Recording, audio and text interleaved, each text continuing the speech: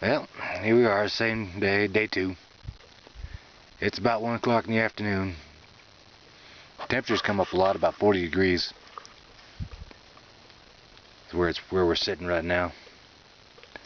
Done gone through, reorganized my camp, got a little bit more wood. I gotta get more later. Probably as soon as I'm done dealing with this. I've had me a cup of coffee, a little bit of ham, a cup of hot chocolate.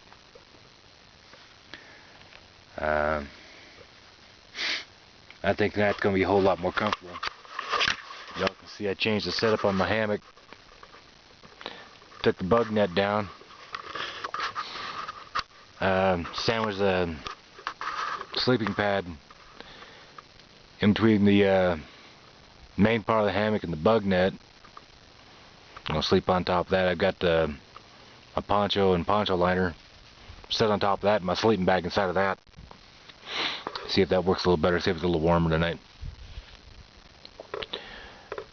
Main problem I had with the setup I had last night was it was so tight in that hammock that I couldn't get to my sleeping bag zipper, so I was hurting pretty bad.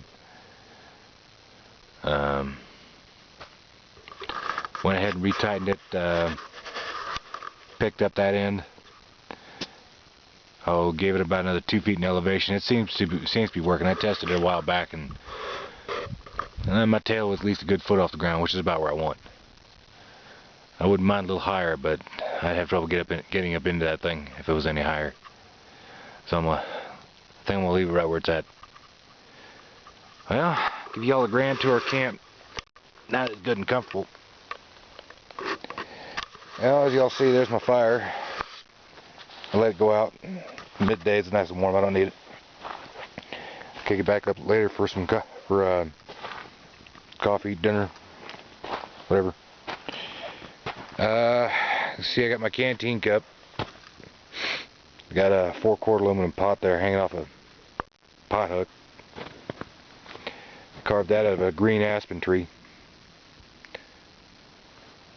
Let's see. Well, there's my pack again. Loaded up with cold weather gear and a couple other supplies. Last night it was so cold when I went to light the fire, couldn't do it. Not using feather sticks. I tried to do a feather stick, but it didn't work. So I ended up using this. I got this off the Pathfinder site, off Dave Canterbury's store. A lot of you have probably seen it. It's that mini Inferno. Bunch of I guess cotton discs impregnated with a accelerant of a couple different types, paraffin wax, a few other things I couldn't figure out. But if y'all ever check this out online, Dave did about a 30-minute YouTube vid on this, and I tell you what, this stuff sure works. Performs as advertised. It burned about a good 7 minutes. Good and hot. I got a fire going in no time with it. No time at all. This stuff saved my tail last night. But yeah, I don't think I'm gonna need this again, because I was able to process and find a bunch of good sticks, things I can make feather sticks out of. Found an old punky pine over here that still had some good wood in it. I don't know if y'all can see where I busted into it, but I busted that up with the hatchet, and I'm going to try to get some feather sticks out of that later. May not, because that fire pit has all kinds of good charcoal in it, and I discovered this morning that charcoal, it works really good with them fire steels, those magnesium fire steels. One of which I've got hanging right there, right next to my thermometer. As you can see, it's reading about 40 degrees. A lot more comfortable. Did go through and reorganize things a little bit. Got my condor hatchet hanging up. As I told y'all last night, that thing's a monster. Thing's really good. There's my kukri, the Ancola Supreme from Kukri House Tamal. Y'all have seen pictures of this thing online while I was still in Afghanistan. It works. Pretty good for busting limbs. There's that bow saw blade I picked up. I tried to make a back saw or a buck saw out of it. It didn't work. Turn out too well. As you can see, the sun burned off all the clouds, so you can see the mountains pretty good. There's the trail I come in on. You know, see where I got it all stomped up. There's a trail marker over there somewhere. So I found that. But yeah, this is much better than it was last night. I had to go through, retighten, pick up the front of my tarp. This thing was iced over pretty bad this morning. I was kind of surprised to see a layer of ice underneath it. I don't know how it got there. This air is pretty dry. It must have been a little more humid than I thought. Out of that, I was picking up all my breathing. And when I got this morning, there was a layer of ice on the bug net, probably from my breathing. And I was fighting to stay warm. And of course, there's my camo hunting jacket I wore on the way up. I think I froze up pretty good. Took that off last night when I would go set up camp, and it froze solid. I mean, hard as a rock. So it was no good to me, so I went ahead and pulled out my snowsuit. Which y'all can see over here. This is a new issue gear that the Army just come out with. I wouldn't know how much this thing runs out, if you can ever find it on the civilian side, but at about 12 degrees this morning at 4 o'clock, with it in the pants, the only thing that was cold was my feet. Because these poor old boots were froze up pretty good.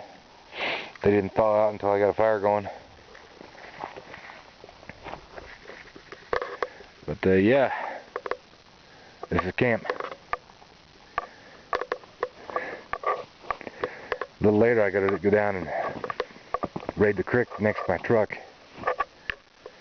Get some water. At least something to back me up, hold me up until all this here melts. It's probably going to be melted here in the next couple of days. Take you off over here, see one of the more spectacular views I've got.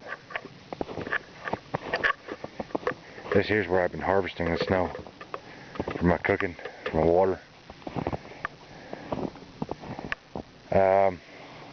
I got a suggestion. I don't know if it was ever brought up to anybody, but if you're out here in the wild and you decide to actually use snow for water, well, you see how there's all kind of debris on the surface,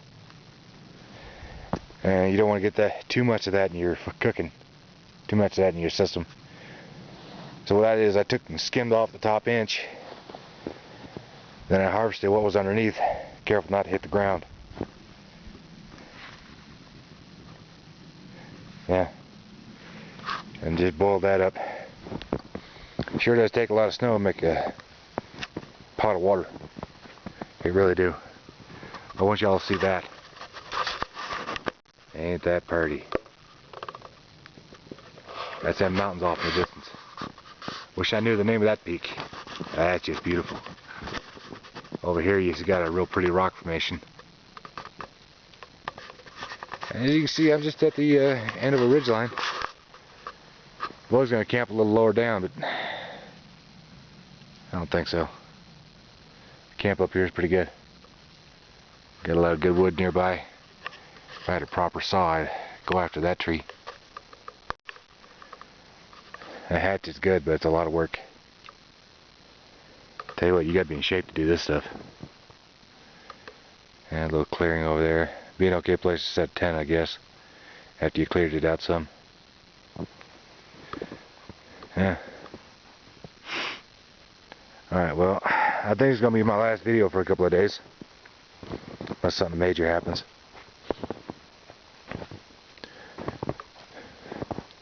As I see a deer or something.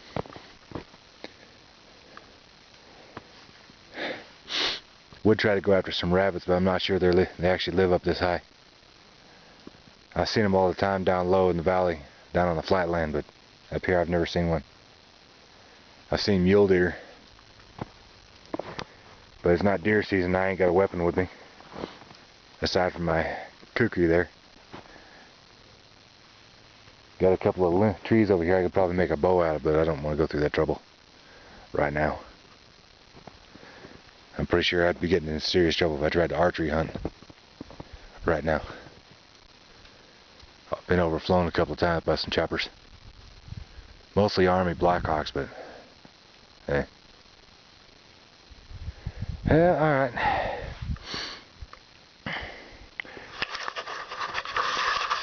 Yeah, I guess y'all, I'm just going to kick back, enjoy the next couple of days. Hopefully everything works out good. I'm going to do some work around here, get some more wood going, hopefully get something to eat. And yeah, I'll see you around the fire ring, y'all.